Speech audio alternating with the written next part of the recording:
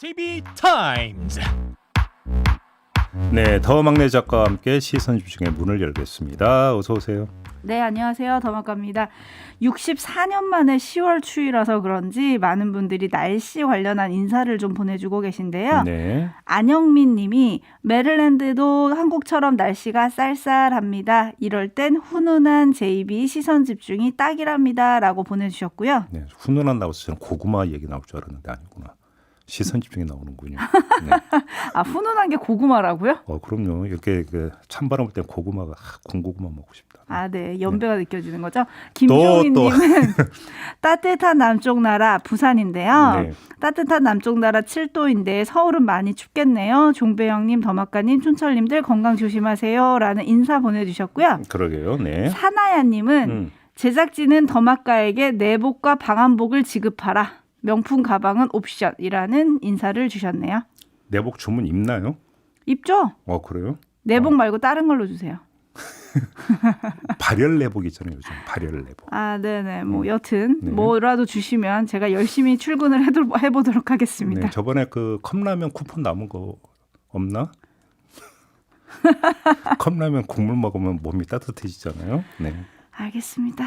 네. 네, 한숨을 쉬지 마시고 A스타임 가시죠. 네, 지난 금요일 윤석열 캠프 김병민 대변인 그리고 추미애 전 법무부 장관과 목요일에 나온 윤석열 전 검찰총장의 정직 2개월 징계는 정당하다는 1심 판결에 대해서 각각 입장을 들어봤습니다. 네. 민주당은 어제 고발사주 국기문란 진상규명 TF를 발족을 시켰고요. 이 자리에서 송영길 대표는 일부 언론들이 약속이나 한 듯 법원 판결을 외면하고 있다면서 지적을 했습니다. 단 한 신문만 일면에 배치했고 보수 언론은 아예 안 쓰거나 아주 작게 기사 처리를 했다는 건데요. 네. 사실 언론에 대한 불만은 여야 할 것 없이 표출하고 있는 상황 아니겠습니까? 네. 저희 인터뷰에서도 몇몇 캠프에서 또 얘기했던 바가 있고요. 자, 미디어 비평 1세대인 JB 지금 이런 상황들을 어떻게 봐야 됩니까? 뭐 이럴 때마다 이제 항상 나오는 게 바로 그거죠. 공정보도 이런 이야기가 많이 나오는 거 아니겠습니까? 네. 그래서 한때는 그러니까 칼로 잰 듯한 기계적 균형 뭐 네. 이런 이야기까지 분량까지 비슷하게 뭐 이런 이야기를 했는데 뭐 송영길 대표가 뭐 그런 것까지 이야기한 것 같지는 않고요. 뭐 근데 여기 지금부터는 송영길 대표의 말을 떠나서 한번 이야기를 해보죠. 그러니까 지금 여야 1위를 달리고 있는 후보에게 제기된 의혹이 있습니다. 네. 그잖아요. 그다음에 의혹의 성격이 도덕성 문제를 비슷하다고 친다면 그거에 대해서 균형감 있게 접근하는 것은 필요하겠죠. 누가 뭐라고 하든 어느 정파에서 뭐라고 하든지 간에. 그렇죠.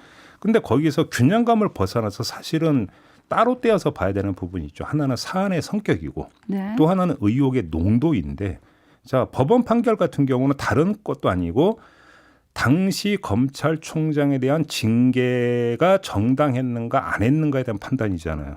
사안의 성격은 중요한 겁니까 아닙니까? 사상 초유의 일입니다. 중요한 거죠. 네. 사상 초유의 일인데 이런 식으로 그러면 후면 배치할 성격의 문제냐라고 하는 문제 제기는 성립이 될 수가 있죠. 네. 대선을 떠나서라도. 두 번째는 의혹의 농도인데 그냥 언론이 그 취재를 내서 제기하는 의혹이 아니라 그 제기한 혐의도 의혹이니까 네.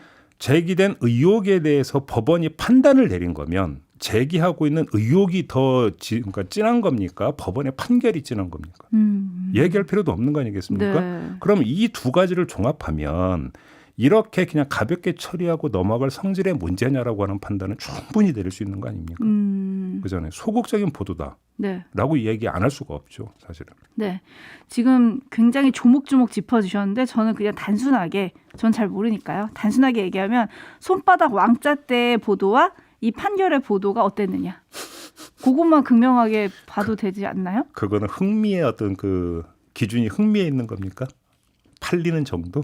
아니 제가 기사를 그렇게 쓴 건 아니니까요. 네. 그 언론들이 왜 그랬는지 하여튼 보면 되지 않을까라는 생각을 잠깐 했고요. 네. 자, 뉴스 분석이 함께하는 JB타임즈 오늘 주목할 뉴스 챙겨드리겠습니다. 첫 번째 뉴스는 아마 다들 예상하실 텐데요. 오디오로 먼저 만나보시죠.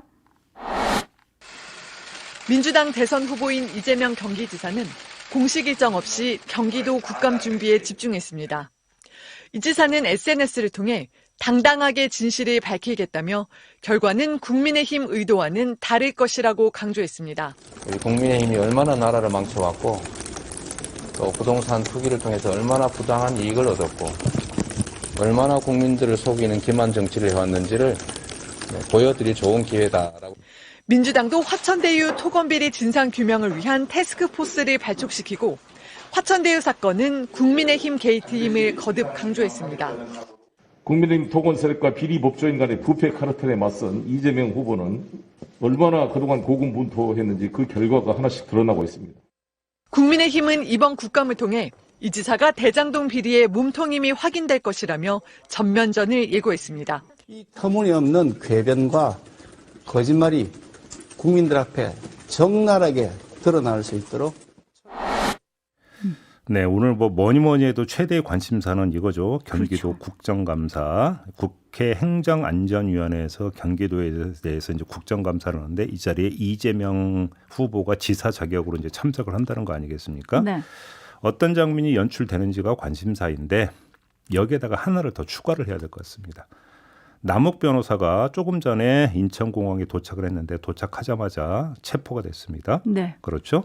자, 언론은 당연히 이 남욱 변호사의 귀국과 이재명 지사의 국감 출석을 결합을 시켜서 오직 대장동 이 뉴스를 쏟아내지 않겠습니까? 그렇겠죠. 자, 여기서 이제 대충 그림을 그릴 수 있을 것 같은데요. 경기도 국감, 야당은 외주를 설치해야 할 가능성이 높고 여당은 멍석을 깔려 할 것이다. 일단 이렇게 전망을 할 수가 있을 것 같습니다. 외줄과 멍석 이게 무슨 얘기입니까? 뭐 야당에서는 이재명 지사를 한 발 디디기도 힘든 외줄 위에 올려놓고 흔들려 하지 않겠습니까? 아, 그런 네. 점에서 외주를 말씀을 드리는 거고요. 그래서 말을 잇지 못하는 장면을 연출하려고 하겠죠. 네. 말문이 막히는 장면을 연출하려고 할 것 같고 이에 맞서서 여당의 전략은 이재명 지사로 하여금 멍석 위에서 마음껏 춤추게 하는 것 이것 아니겠습니까? 그래서 한 그 행안위원 여당 소속 행안위원이 이런 말을 했더라고요. 대장동을 가장 잘 아는 사람은 이재명 본인이기 때문에 질의 시간의 대부분을 이재명 지사가 답변할 수 있도록 제공할 것이다. 어허. 그러니까 질문 대신 마음껏 말씀해 보세요. 이렇게 판을 깔아주겠다. 뭐 이런 이야기 아니겠습니까? 네. 그런 점에서 외줄 대 멍석의 게임이 될 거다. 이렇게 전망을 하는 거고요. 이렇게 놓고 본다면 오늘 국정감사의 결과는 질문보다는 답변에 달려있다. 관건은 이재명 지사의 입에 달려있다. 이렇게 봐야 될 것 같습니다. 네. 여기서 뭐 지금까지 뭐 자초지종을 이야기하는 스토리텔링이 중요할 것 같지는 않고요. 얼마만큼 팩트 폭격을 할 수 있느냐. 이게 관건 아니겠는가 싶은 생각이 좀 들어요. 네. 이거 하나가 포인트이고 또 다른 포인트 하나가 지금 나오고 있는데 그게 바로 남욱 변호사죠. 그렇죠. 오늘 새벽에 이제 그 인천공항에 도착하자마자 체포가 됐기 때문에 이 뉴스가 쏟아질 거고 이 뉴스가 결국은 그 지향하는 곳은 대장동 의혹 아니겠습니까? 네. 여기서 결국은 경기도 국감하고 결합이 될 것 같은데 이 두 요인이 어떻게 결합을 하면서 상승작용을 일으킬 것이냐. 이게 이제 그 관심사일 것 같아요.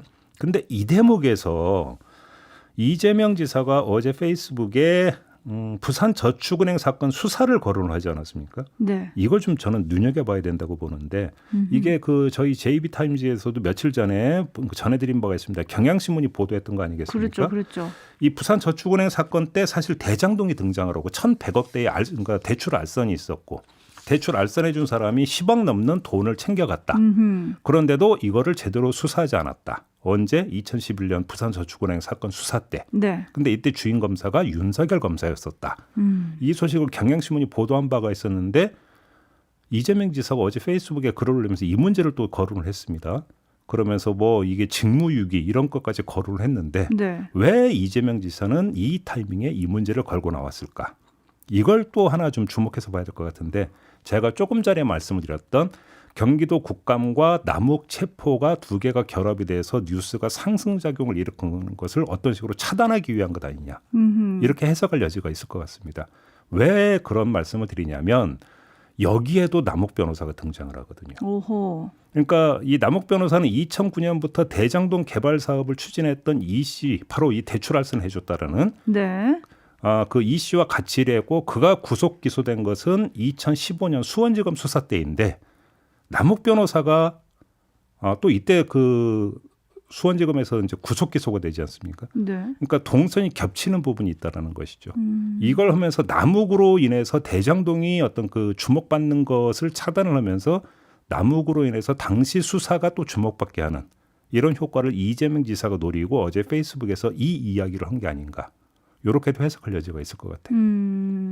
그러니까 뭐냐면 선제적인 지금 프레임 싸움에 들어가 버렸다. 네. 이렇게도 볼 수 있는 거겠죠. 근데 이런 반격에 대해서 윤석열 후보는 참 코미디 같다. 이렇게 일축을 했던데요. 그러니까요. 근데 이제 그 윤석열 후보의 코멘트를 보니까 기억이 잘 안 나는 옛날 사건을 가지고 문제 제기하는 걸 보니까 뭐 이렇더라. 좀 이런 네. 식으로 이야기를 했잖아요. 네. 근데 기억이 잘 안 나는 옛날 사건이라고 하는 것들도 사실은 어떻게 받아들여야 될까도 사실은 애매한 부분이 있습니다. 그러면 이 사건을 다시 이제 그 이재명 지사는 어떤 식으로 이제 쟁점화 시키겠다라는 것인데 네. 여기에 대해서 윤석열 후보가 맞받아치면 또 이 문제 자체가 어떻게 되는 겁니까? 이슈로 올라가게 되는 거겠죠. 그러면 분산된다. 이재명 지사 쪽에서는 이렇게 보고 있는 게 아닌가 싶은 생각이 좀 드네요. 알겠습니다. 벌써 촌철님들이 많은 전망을 좀 해주고 계신데요. 네. 일단 반말님. 좀 귀여우신 것 같아요. 외줄과 멍석을 깔아주니 저는 팝콘을 준비해야겠군요. 라고 보내주셨고요. 헨젤과 그레테님은 야당은 설계자 프레임을 갈 거고 여당은 국민의힘 게이트 프레임으로 가겠죠. 뭐 이런 전망을 좀 해주고 계시고요. 네. 정철우님은 설마 경기도 안 해보고 파행되지는 않겠죠? 오늘 아침에 한 조간이 그런 얘기를 실었잖아요. 증인 채택 0, 핵심 자료 0. 그죠? 그러게요. 그리고 829 하나님은 SNS 보니까 이재명 후보가 게임 체인저를 잡아서 당당하게 나갈 수 있었다. 이런 이야기도 퍼지던데요.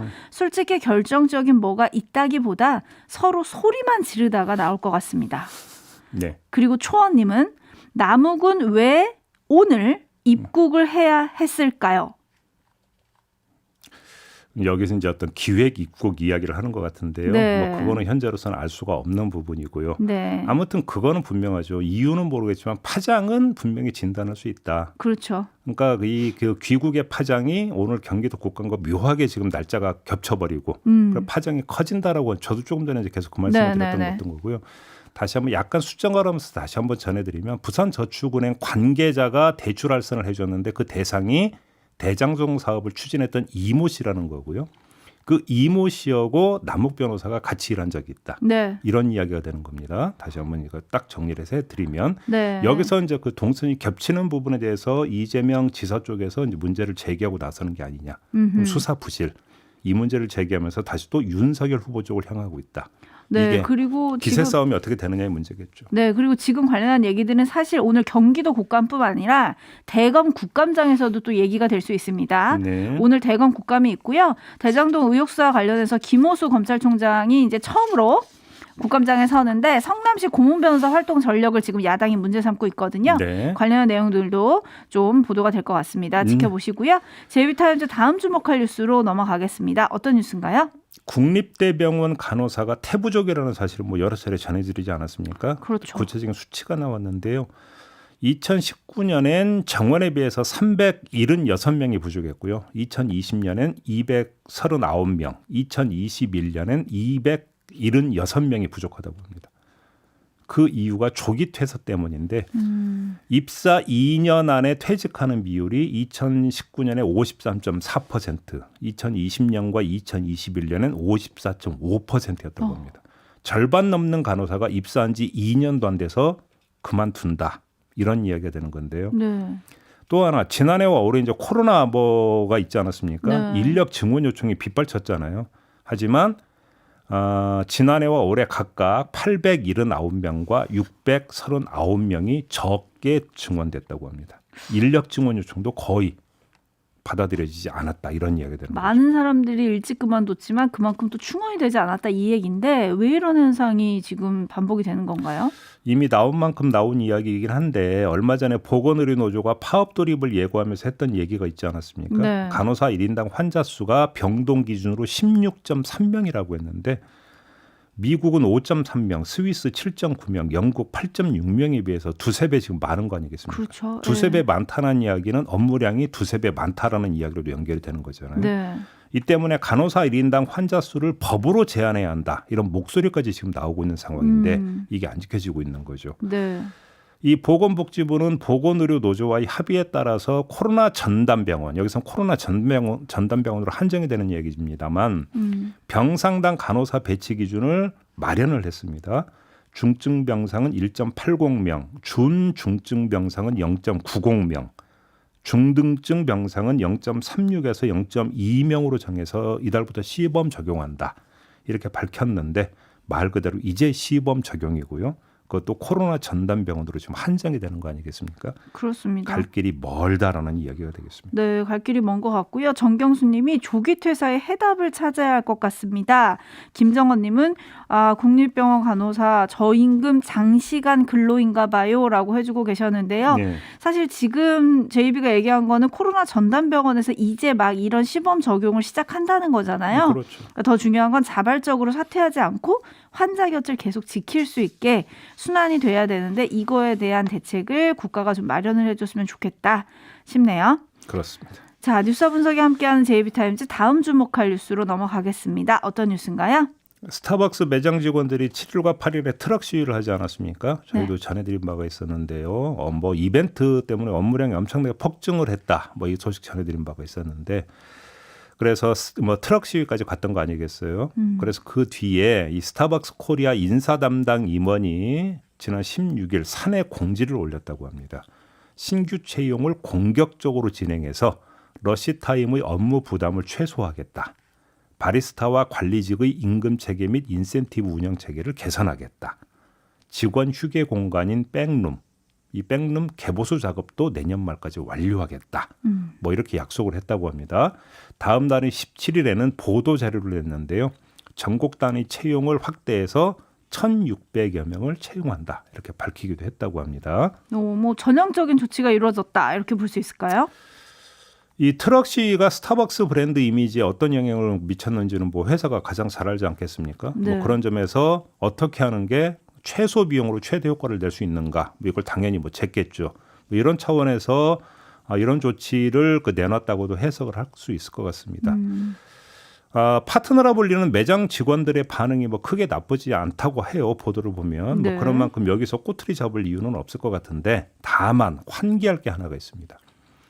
직원들의 그 반응이 조건이 달린 반응이라는 겁니다. 조건이요? 발표대로 실천이 된다면 이라고 하는 조건이 달려 있다는 것이죠. 왜 그럼 이렇게 조건이 달리느냐? 예를 하나 들어드리면 백룸 개보수한다 이렇게 밝혔다고 전해드리지 않았습니까? 네. 근데 회사 측이 밝힌 개보수 중에는 이 백룸 안에 집기 일부의 위치를 바꿔놓고는 개보수 끝냈다. 이렇게 한 경우도 있다라는 것이죠.